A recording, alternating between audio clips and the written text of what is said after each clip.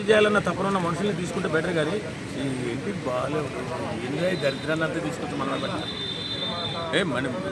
మనం చూడాలనిపించాలి కదా. అలాంటి ఇప్పుడు బాలకృష్ణ లాంటి వ్యక్తి వస్తున్నప్పుడు ఎలాంటి వాళ్ళు ఉండాలా అక్కడ బిగ్ బాస్లో? ఆట ఆడేవాళ్ళు ఉండాలా. ఇలా జాతగానే వాళ్ళు వీళ్ళుంటే మంత అసహ్యంగా ఉంటుందండి. సో మరి ఇప్పటికే బిగ్ బాస్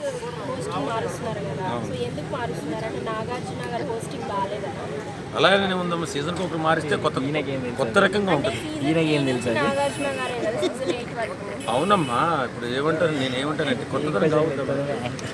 నువ్వు ఒక్కదానివే యాంకర్ అయితే మరి వీళ్ళందరూ బాగుండదు సార్. ఇప్పుడు ఎలిమినేషన్ టైంలో అయితే వాళ్ళ మిస్టేక్స్ని ఫోకస్ చేసి కొంచెం ఫైర్ అవుతారు హోస్ట్. మరి బాలకృష్ణ ఫైర్ని కంటెస్టెంట్స్ తట్టుకోగలుగుతారా?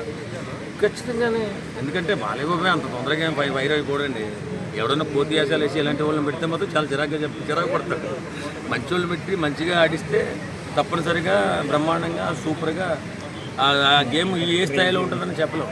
ఇండియా స్థాయిలో వెళ్తుంది. ఇప్పుడు దాకా మన పెద్దగా తెలుగు రాష్ట్రాల్లో బాగుంది కానీ ఉన్న చోట రాష్ట్రాల్లో బాగాలేదు.